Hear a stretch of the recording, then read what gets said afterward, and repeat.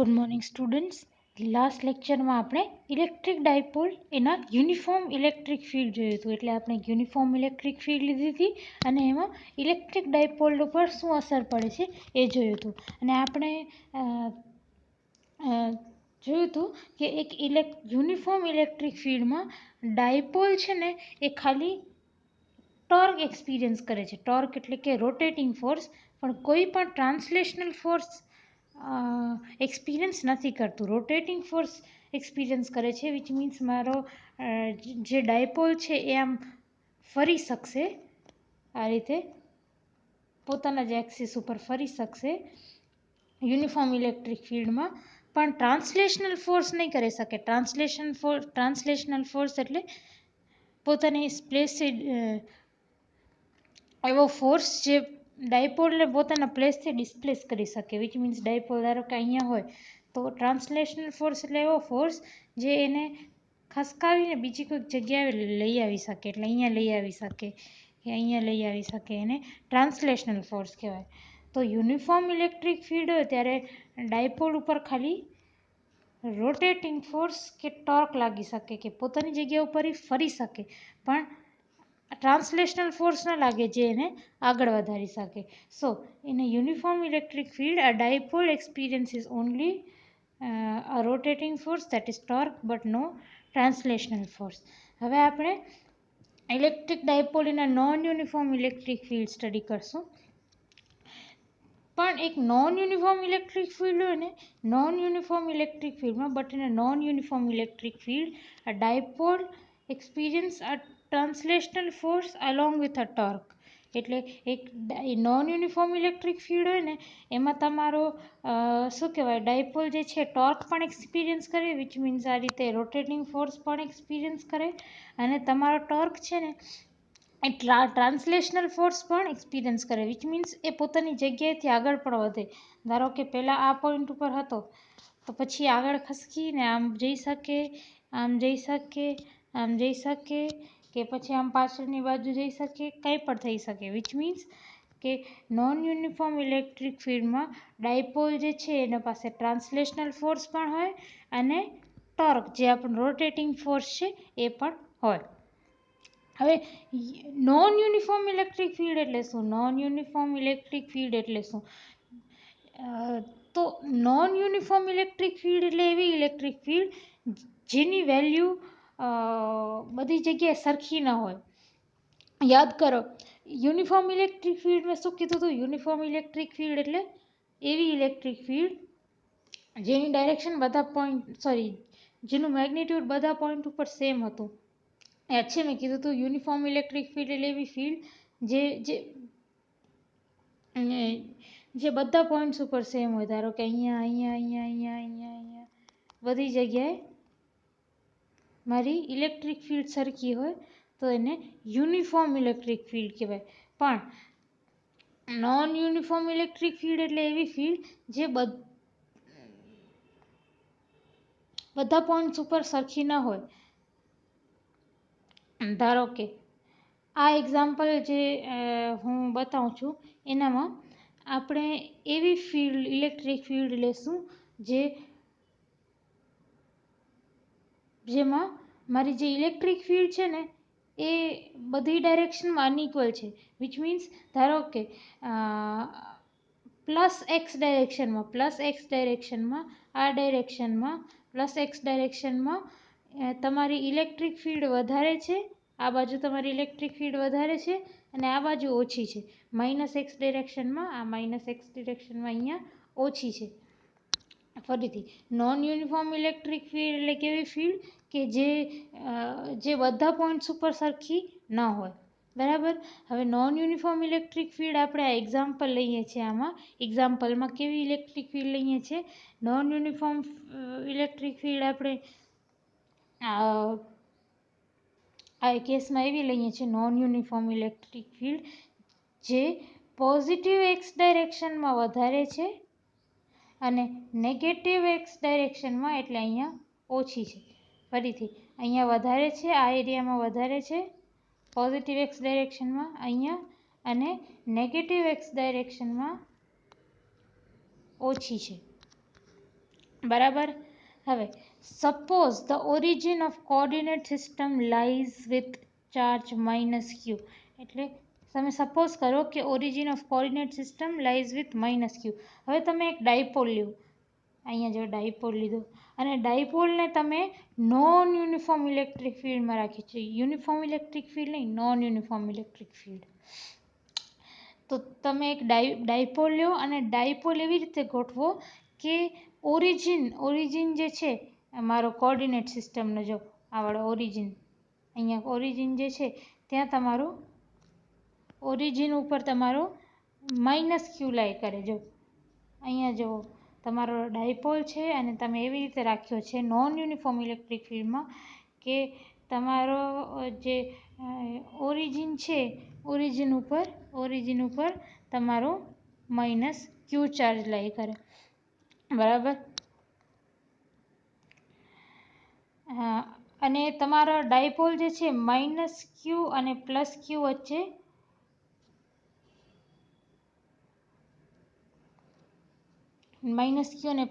વચ્ચે તમારો એક લેન્થ એલિમેન્ટ લીધી છે, dl જેટલી લેન્થ એલિમેન્ટ લીધી છે. બરાબર. -q અને +q વચ્ચે dl જેટલું લેન્થ એલિમેન્ટ છે. હવે મેં તમને કીધું કે નોન યુનિફોર્મ ઇલેક્ટ્રિક ફિલ્ડ એટલે એવી ફિલ્ડ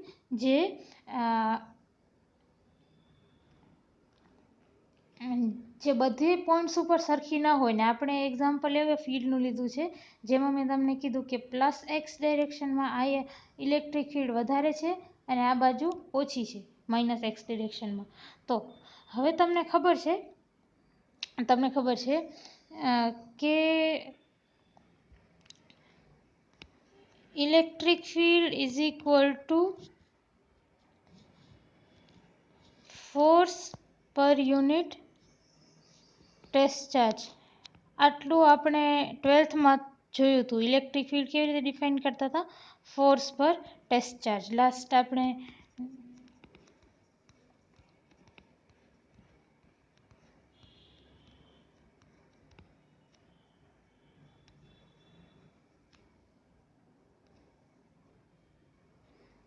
અહીંયા પણ જોયું હતું. Force per unit test charge is called electric field. બરાબર.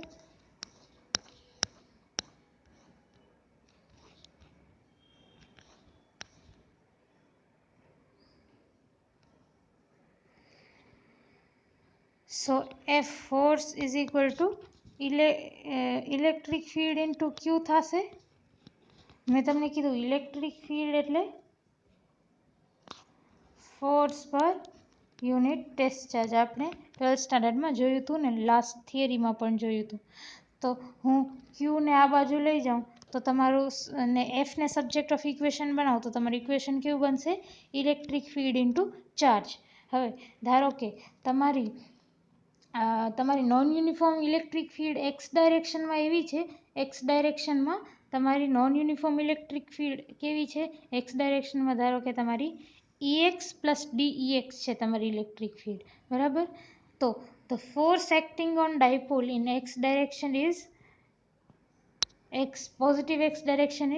પોઝિટિવ એક્સ ડાયરેક્શનમાં તમારો ફોર્સ કેટલો છે? તો Fx પ્લસ તરીકે રિપ્રેઝન્ટ કર્યું છે. Fx plus is equal two Q into EX plus DEX. એટલે ચાર્જ Q ઇન્ટુ જે ઇલેક્ટ્રિક ફિલ્ડ છે મેં તમને કીધું પોઝિટિવ એક્સ ડાયરેક્શનમાં કેવી રાખી છે આપણે? EX plus DEX. બરાબર. While in negative direction the force is. હવે ધારો કે નેગેટિવ ડાયરેક્શનમાં તમારી ઇલેક્ટ્રિક ફિલ્ડ કેવી છે? EX જેવી. આ નેગેટિવ એક્સ ડાયરેક્શનમાં તમારી ઇલેક્ટ્રિક ફિલ્ડ કેવી છે? EX જેવી. તો નેગેટિવ ડાયરેક્શનમાં તમારો ફોર્સ કેવો હશે? Force Fx minus is equal two Q into charge into electric field that is EX.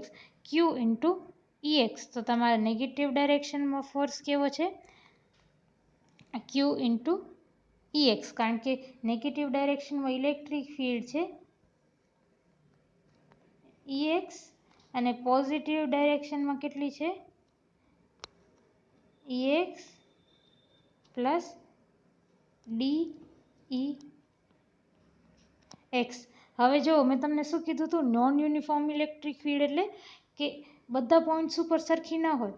જો પોઝિટિવ એક્સ ડાયરેક્શનમાં, જો પોઝિટિવ એક્સ ડાયરેક્શનમાં અહીંયા જો આ પોઝિટિવ એક્સ ડાયરેક્શનમાં તમારી ફિલ્ડ કેટલી છે? EX plus DEX. અને નેગેટિવ એક્સ ડાયરેક્શનમાં કેવી છે તમારી electric field? EX, which means કે પોઝિટિવ સાઈડમાં, પોઝિટિવ એક્સ ડાયરેક્શનમાં તમારી ઇલેક્ટ્રિક ફિલ્ડ DEX જેટલી વધારે છે નેગેટિવ ડાયરેક્શન કરતાં. નેગેટિવ ડાયરેક્શનમાં EX જેટલી ફિલ્ડ છે, ધારો કે નેગેટિવ એક્સ ડાયરેક્શનમાં EX જેટલી ફિલ્ડ છે અને પોઝિટિવ એક્સ ડાયરેક્શનમાં કેટલી છે? EX કરતાં DEX જેટલી વધારે. EX કરતાં D ઇન્ટુ DEX જેટલી વધારે છે. જો નેગેટિવમાં EX છે અને પોઝિટિવમાં DEX જેટલી વધારે ફિલ્ડ છે. DEX જેટલી વધારે ફિલ્ડ છે. EX plus DEX. બરાબર. તો હવે તમે જો ફોર્સ જો FX પ્લસ છે ને FX માઇનસ છે. તો હવે તમે તમારો FX પ્લસ છે, જે પોઝિટિવ એક્સ ડાયરેક્શનમાં ફોર્સ છે એ છે QEX પ્લસ DEX. અને નેગેટિવ એક્સ ડાયરેક્શનમાં જે ફોર્સ છે એ છે FX minus is equal to QEX. Therefore, the net component of force in positive x direction is, જો FX પ્લસ તમારો જે પોઝિટિવ એક્સ ડાયરેક્શનનો ફોર્સ છે એ મોટો છે. બરાબર, આટલો છે QEX પ્લસ DEX. અને નેગેટિવ એક્સ ડાયરેક્શનમાં તમારો, આ તમારું ઓરિજિન હોય તો નેગેટિવ એક્સ ડાયરેક્શનમાં તમારો ફોર્સ છે નાનકડો આટલો, FX minus is equal two QEX. તો હવે તમે આ બેને ભેગું કન્સિડર કરો, આ બંને ફોર્સ લાગતા હોય FX પ્લસ અને FX માઇનસ, તો નેટ ફોર્સ કઈ બાજુ લાગે? નેટ ફોર્સ કઈ બાજુ લાગે? પોઝિટિવ એક્સ ડાયરેક્શનમાં. કારણ કે આ જો આપણો પોઝિટિવ એક્સ ડાયરેક્શનમાં જે ફોર્સ છે એ વધારે છે. એટલે the component of force in positive x direction is FX is equal two FX plus minus FX minus. એટલે કે હવે નેટ આપણો ફોર્સ કઈ દિશામાં લાગે છે એ કેવી રીતે જોઈએ આપણે? મેં હમણાં તમને કીધું કે એક છે FX પ્લસ, એક છે FX પ્લસ આવાળો પોઝિટિવ એક્સ ડાયરેક્શનમાં, અને એક છે FX માઇનસ. તો નેટ કોમ્પોનન્ટ ઓફ ફોર્સ એટલે ટોટલ ફોર્સ આપણે કેવી રીતે લઈએ? FX plus minus FX minus. એટલે આ ફોર્સ અને આ ફોર્સને આપણે માઇનસ કરીએ, બે ઓપોઝિટ ડાયરેક્શનમાં છે. હવે FX પ્લસની વેલ્યુ સબસ્ટિટ્યૂટ કરતા અને FX માઇનસની વેલ્યુ સબસ્ટિટ્યૂટ કરતા ફોર્મ્યુલામાં તમને મળશે કે net component of force is net component of force in positive x direction FX is equal two Q into DEX.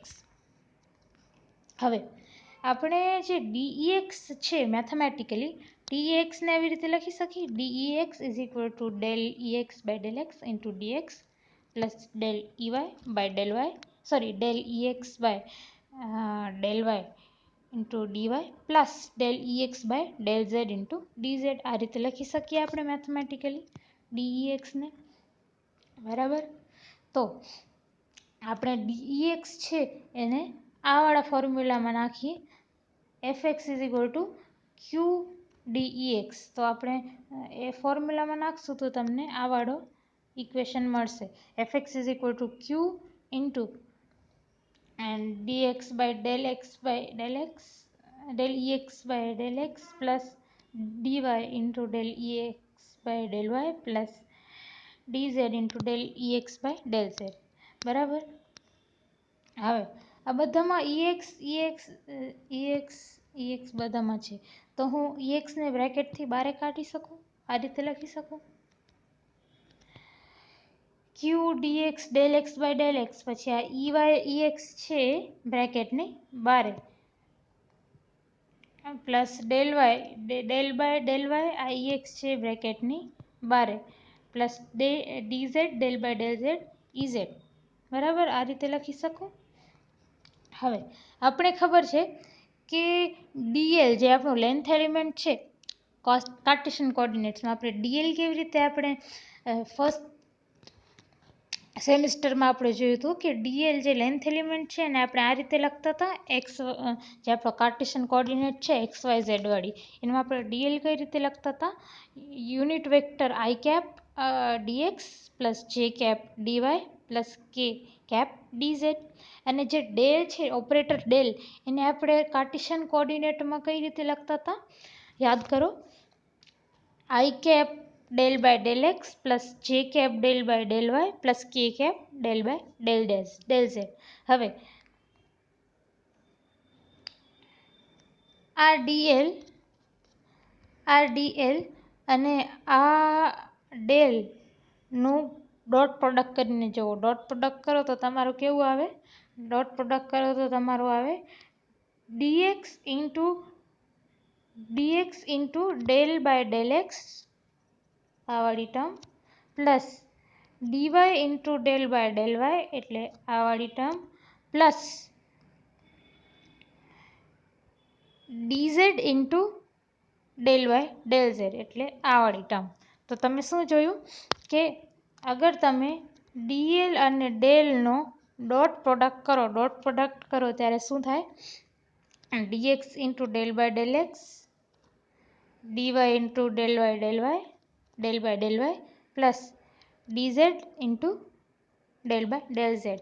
એટલે કે આ જે ટર્મ છે બ્રેકેટમાં ટર્મ જે છે that is nothing but the dot product of DL and del, which means મેં એમાં DL dot del લખી નાખ્યું. જો અહીંયા ડીએલ ડોટ ડેલ લખી નાખ્યું બ્રેકેટમાં.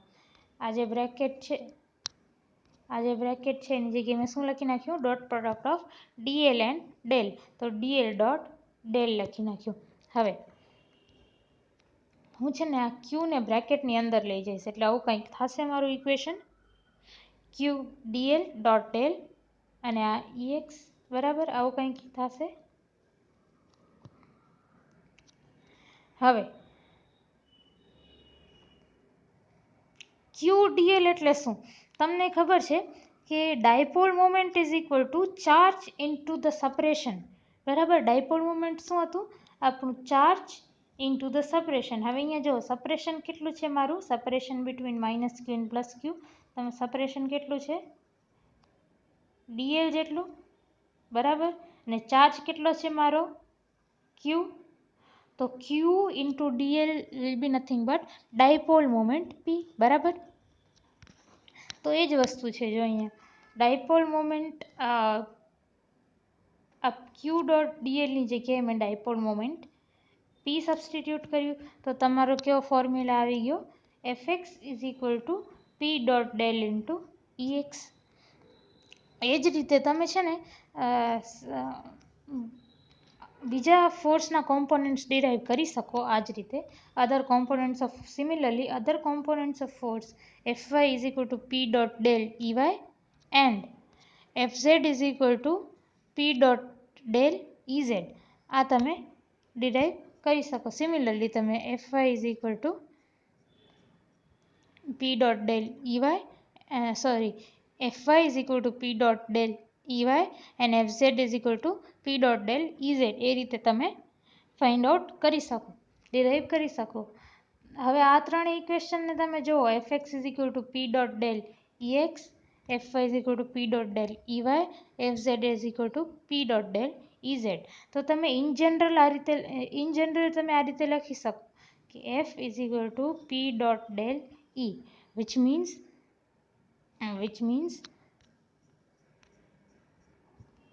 કે તમારા નોન યુનિફોર્મ ઇલેક્ટ્રિક ફિલ્ડમાં જે ડાયપોલ રાખેલો હોય ને એના ઉપર તમારો ટ્રાન્સલેશનલ ફોર્સ કેટલો લાગે? પી ડોટ ડેલ ઓફ ઈ. આટલો ટ્રાન્સલેશન ફોર્સ લાગે ટોર્કની સાથે. ટોર્ક તો લાગતો જ હોય જે આપણે સ્ટડી કર્યું. એના સાથે સાથે આ ઇક્વેશન 11 જેટલો બતાવે છે ને એટલો તમારો ટ્રાન્સલેશનલ ફોર્સ પણ લાગે. mutual potential energy of two dipole. હવે let P1 and P2 be dipole moments of two dipoles. We may consider the first dipole to be placed in the field produced by second dipole. હવે મારું topic છે mutual potential energy of two dipoles. એટલે મારી પાસે બે dipole છે, એક છે P1 અને એક છે ધારો કે P2. બરાબર. હવે consider the first dipole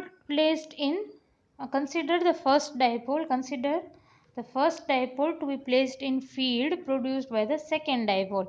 એટલે ધારો કે સેકન્ડ ડાયપોલ મારો જે છે P2 એ કંઈક ઇલેક્ટ્રિક ફિલ્ડ પ્રોડ્યુસ કરે છે. આપણે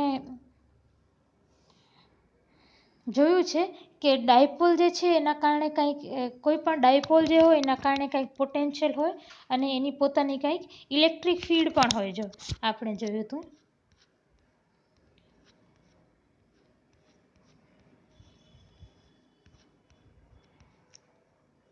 જો આપણે આ ઇક્વેશન જોઈ હતી જેમાં આપણે આ વાળી ઇક્વેશન, જો ઇક્વેશન 8 આર્ટિકલ 1.15 ઇક્વેશન 8 આપણે આ ડિરાઈવ કરી હતી કે જે મારા કોઈ પણ ડાયપોલ કારણે ઇલેક્ટ્રિક ફિલ્ડ બતાવે છે. કેટલી છે electric field? 1/4πε0 r³ into 3p.r into r/r²- p.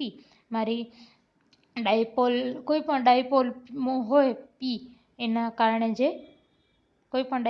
P એના કારણે ઇલેક્ટ્રિક ફિલ્ડ કેટલી જનરેટ થાય છે એ આપણે ઇક્વેશન 8માં જોઈ હતી.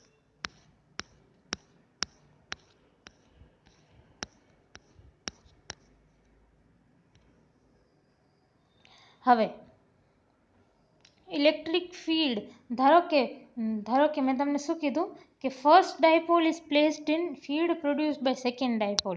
એટલે કે ધારો કે તમારો જે સેકન્ડ ડાયપોલ છે P2, આ જે તમારો સેકન્ડ ડાયપોલ છે P2 એ કંઈક ઇલેક્ટ્રિક ફિલ્ડ પ્રોડ્યુસ કરે છે, પોતાને કંઈક ઇલેક્ટ્રિક ફિલ્ડ પ્રોડ્યુસ કરે છે. બરાબર.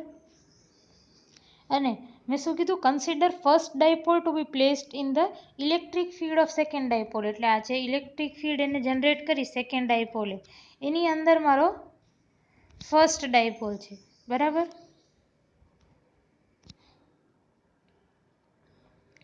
તો શું થશે કે P2 ના કારણે જે ઇલેક્ટ્રિક ફિલ્ડ E બની છે એના અંદર મારો જે ડાયપોલ છે P1 એની પોતાની કંઈક પોટેન્શિયલ એનર્જી હશે. એની આ P1 જે છે એ ઇલેક્ટ્રિક ફિલ્ડ ની અંદર છે તો એની પોતાની કંઈક પોટેન્શિયલ એનર્જી હશે. અને કેવી હશે? તો જો આપણે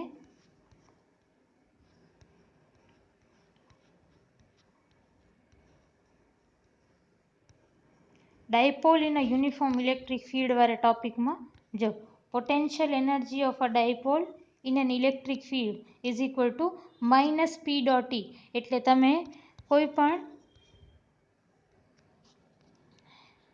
ડાયપોલને વિથ ડાયપોલ મોમેન્ટ P એને તમે કોઈક ઇલેક્ટ્રિક ફિલ્ડ માં રાખો તો તમારી પોટેન્શિયલ એનર્જી કેટલી થઈ જાય?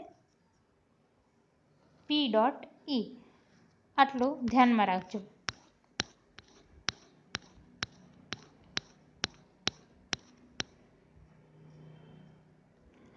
હવે મેં શું કીધું હતું કે ઇલેક્ટ્રિક ફિલ્ડ પ્રોડ્યુસ કોણ કરે છે? મારું સેકન્ડ ડાયપોલ. મેં તમને શું કીધું હતું કે first dipole is placed in field produce by second dipole.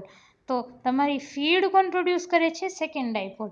તો electric field produce by the second dipole is nothing but E is equal to 1/4πε0 r³ 3 into p2.r into r/r² - p2. Equation 8 યાદ કરો, મેં બતાવી હતી એ same equation છે, ખાલી P ની જગ્યાએ P2 છે કારણ કે મારો P2 જે સેકન્ડ ડાયપોલ છે એ મારી ઇલેક્ટ્રિક ફિલ્ડ જનરેટ કરે છે. તો electric field produce by the second dipole is given by E, this equation. Now the potential energy of first dipole P1 that is placed in this field, એટલે કે P2 ના કારણે જે field generate થાય છે એને મેં શું નામ આપ્યું? E. બરાબર. હવે આ ઈમાં આપણે શું રાખ્યું છે? ફર્સ્ટ ડાયપોલ P1 રાખ્યું છે. ફર્સ્ટ ડાયપોલ P1 રાખ્યો છે. હવે આ જે P1 જે છે ઇલેક્ટ્રિક ફિલ્ડ ઈમાં, તો આ P1ની પોટેન્શિયલ એનર્જી કેવી હશે? P1ની પોટેન્શિયલ એનર્જી કેવી હશે? આપણે ઇક્વેશન 9માં જોઈ હતી. પોટેન્શિયલ એનર્જી હશે minus P1 dot E potential energy. તો હવે તમે E ઉપર ડિરાઈવ કરેલું છે, બરાબર? E ઉપર અહીંયા ડિરાઈવ કરેલું છે, તો તમે માઇનસ P1 એટલે આ P1 અને ડોટ કોના સાથે કરો? આ વાડે E સાથે. તો તમારું કેવું થઈ જશે? માઇનસ બ્રેકેટમાં P1 ડોટ Eની જગ્યાએ આ વાળું 1/4πε0 r³ 3p2 dot r into r by r square minus P2. બરાબર. હવે આ બ્રેકેટને તમે એક્સપાન્ડ કરો તો આ 1/4πε0 r³ બારે આવી ગયું ઇન્ટુ આ P1ને તમે આના સાથે ડોટ પ્રોડક્ટ કરો. તો હવે પહેલાં શું કરીએ છીએ આપણે? માઇનસ સાઇનને અંદરની બાજુ લઈ જઈએ. આ માઇનસ સાઇન છે એને અંદરની બાજુ લઈ જશું તો શું થશે? આ જે માઇનસ સાઇન છે એને અંદરની બાજુ લઈ જશું તો આ માઇનસ થશે ને આ પ્લસ થશે. તો એ કરશું આપણે. એક તો આ માઇનસ સાઇન અંદરની બાજુ લઈ જશું તો પહેલાં શું થશે? P1 ડોટ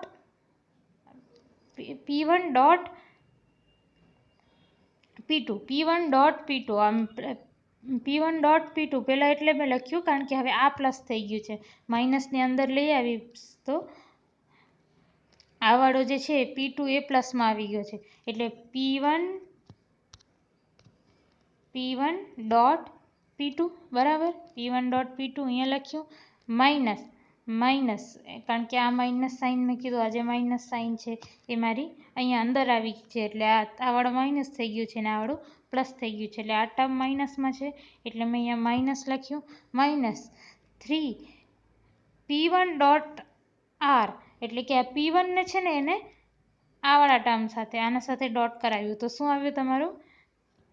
આ વાળી ટર્મ આવી જો 3p1 dot r into P2 dot r એટલે P2 ડોટ r હતું અને P1 જે છે એને આ r સાથે ડોટ કરાવ્યું છે જો.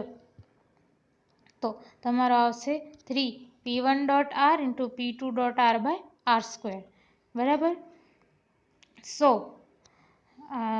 potential energy of two dipoles is nothing but given by equation 12, that is 1/4πε0 r³ P1 dot P2 minus 3 P1 dot r into P2 dot r by r square. એટલે તમારી mutual potential energy of two dipoles is 1/4πε0 r³ P1 P2 minus 3 P1 dot r into P2 dot r by r square. આ છે તમારો mutual potential energy of two dipoles. એટલે કોઈ બે dipole તમને આપેલા હોય, કોઈ બે ડાયપોલ તમને P1 અને P2 આપેલા હોય અને એવું હોય કે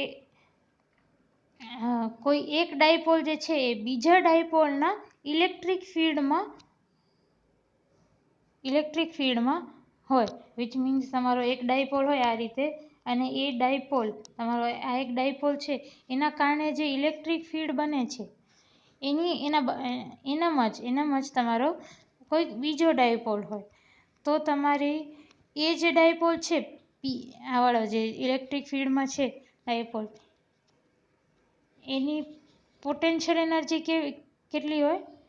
આની પોટેન્શિયલ એનર્જી કેટલી હશે? આની પોટેન્શિયલ એનર્જી એટલી will be given by W is equal to 1/4πε0 r³ into P1 dot P2 minus 3 P1 dot r minus P2 dot r by r square, which is given by equation 12. આ equation તમે યાદ રાખજો, it is very important. Thank you.